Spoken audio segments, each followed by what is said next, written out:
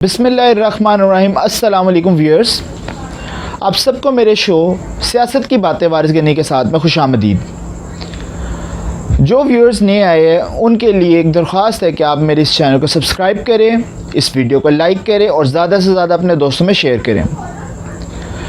Viewers, जैसा कि आप जानते हैं कि मैं कुछ दिनों से जो है इंटरनेशनल टेरिटरीज़ जिसमें चाइना और भारत को डिस्कस कर रहा हूँ, उससे रिलेटेड मेरे पास एक बहुत ही ख़तरनाक ख़बर आई है। और उसके मामलात इस तरह से है कि जब चाइना ने अपने कुछ फ़ौजी जो है भारत के ताक़ुब में भेजे, जो कि भारत के फ़ौजी चाइना की टेरिटरी में आ रहे थे, उनको देखते हुए भारत ने उन पर फ़ायर खोल दिया और वो जो मुआहदा जो कि 45 साल पहले हुआ था उसको भारत ने तोड़ दिया। तो नाज़रीन, अब सूरत हाल ये बनी कि फ़ायरिंग के बाद चाइना ने हर तरह से फ़ौजी तैयारी कर ली है, हर तरह से जंगी तैयारी कर ली है। और अब मामला तो इतने कशीदा हो गए कि अगर एक भी गोली लगी या एक भी गोली अगर किसी भी चाइनीज़ फ़ौजी को लगी या चल गई वहाँ पे गलती से भी, तो वहाँ के हालात इतने कशीदा हो सकते हैं कि वहाँ पे एक बड़ी जंग का ख़तरा मंडला रहा है। इसके साथ साथ आपको जो मैं ख़बर यहाँ पे ब्रेक थ्रू करना चाह रहा हूँ आपके साथ, वो ये है कि जो चाइना का अखबार है, जो कि उसका नेशनल अखबार है ग्लोबल टाइम्स, उसमें उन्होंने कुछ तफसीलात बताई है कि जिसमें उन्होंने बताया कि चाइना ने लद्दाख के बॉर्डर पे किस किस तरह के जो फ़ौजी हथियार है वहाँ पे डिप्लॉय किए हैं, वहाँ पे कितने फ़ौजियों की तादाद है, वो मैं आपसे शेयर करता हूँ यहाँ पे। जी, सबसे पहले तो मैं आपके साथ यहाँ पर शेयर करूँगा कि जो स्मार्ट टेक्निकल आर्मर है उसको चाइना ने वहाँ पर डिप्लॉय किया है। और स्मार्ट टेक्निकल आर्मर का मतलब है कि उनकी एक ऐसी टेक्नोलॉजी है जो कि छोटे छोटे हथियार है और वो बहुत ही कारआमद हथियार है, वो दुश्मन को ज़्यादा से ज़्यादा नुकसान पहुँचा सकते हैं। उसमें जो एक पहला हथियार है उसका नाम है H6।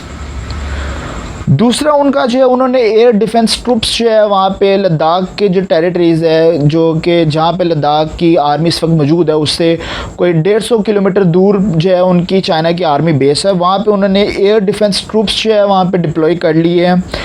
उसके साथ साथ लद्दाख पर आर्मर व्हीकल्स जो है, जो कि बड़े आर्मर व्हीकल्स है, वहाँ पे उनको डिप्लॉय कर लिया गया है। जितने भी आर्टिलरीज़ है उनको डिप्लॉय कर लिया गया है।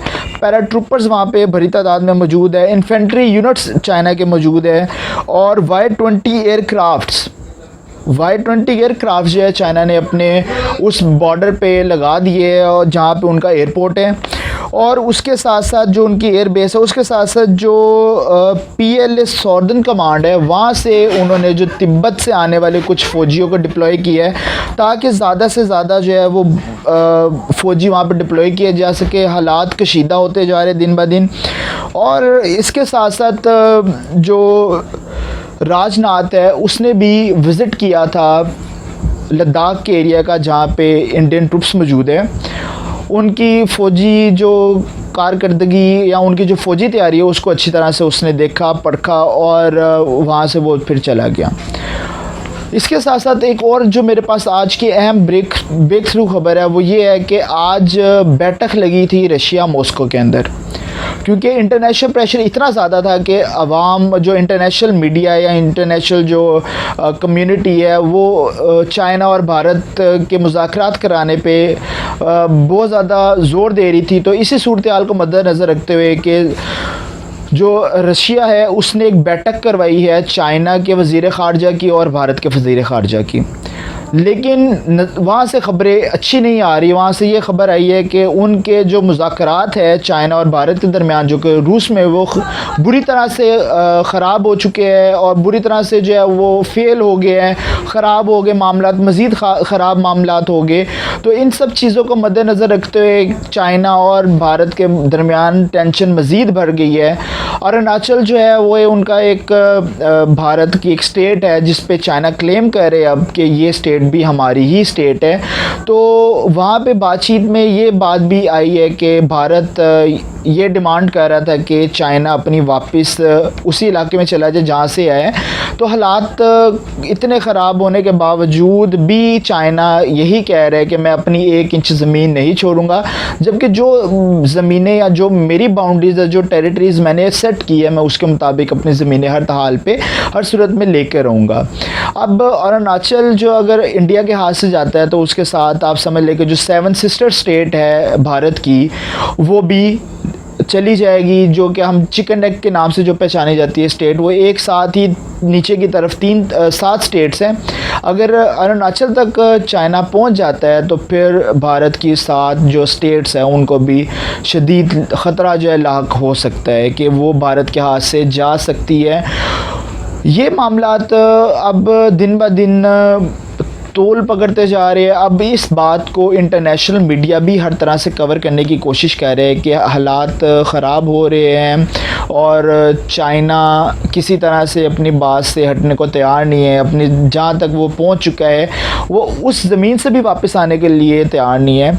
और पैंगोंग लेक तक जो है चाइना तो पहुँच चुका है, अब वो फर्दर आगे की तरफ मूव करना चाह रहा है। और वो जैसे ही वहाँ थोड़ा सा कोई मामलात बनते हैं उनके, वो आगे की तरफ जाते हैं और फिर खारदर तार को हटा के वो अगले कुछ फुट फासले पे जाके पहुँच जाते हैं और फिर वहाँ पे एक नई बाड़ लगा दी जाती है। चाइना अपनी कार्रवाई को इस तरह से सरअंजाम दे रहे हैं।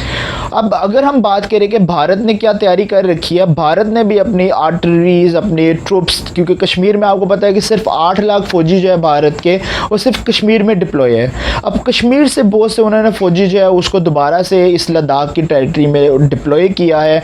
उनके टैंक्स और उनके साथ साथ उनकी जो ट्रूप्स है, उनकी एयर बेस पे जो राफेल तैयारे हैं उनको भी वहाँ पर डिप्लॉय कर लिया गया है। जबकि चाइना की अगर हम बात करें कि चाइना की जो हमने एयरक्राफ्ट्स की बात की है सॉदर्न कमांड के अंडर, तकरीबन 150 तैयारे जो है चाइना के इस वक्त तैयार करे हैं किसी भी वक्त उड़ने के लिए। तो सूरत हाल इतनी कशीदा है नाजरीन के मैं कोशिश यही कर रहा हूँ कि आप तक छोटी से छोटी लम्हा व नमा आप तक ख़बरें को पहुँचाऊँ। और जो इंटरनेशनल टेरिटरीज़ जैसे कि भारत और चाइना में लद्दाख के पॉइंट पे हो रहा है कि मैं आपके साथ एक छोटी से छोटी ख़बर भी शेयर करने की आपके साथ कोशिश करता हूँ। तो अभी तक तो मेरे पास ये अतलात है कि ये मामलात है जो कि आगे मज़ीद ख़राब हो सकते हैं। आज की इस कॉन्फ्रेंस के नतीजे में कि जिसमें भारत और चाइना के दरमियान जो एक डायलॉग करवाया गया वो हर तरह से फ़ेल हो चुका है। तो अब मामलात मज़ीद बिगड़ेंगे, क्या नई जंग आने को फिर खड़ी है? तो इस चीज़ को आपने मेरे साथ फॉलो करते रहना है। इस तरह की जितनी न्यूज़ होगी मैं आपके साथ शेयर करता रहूँगा। तब तक के आपका अपना होस्ट वारिस गनी आपसे इजाज़त चाहता है। अस्सलाम वालेकुम, अल्लाह हाफ़िज़।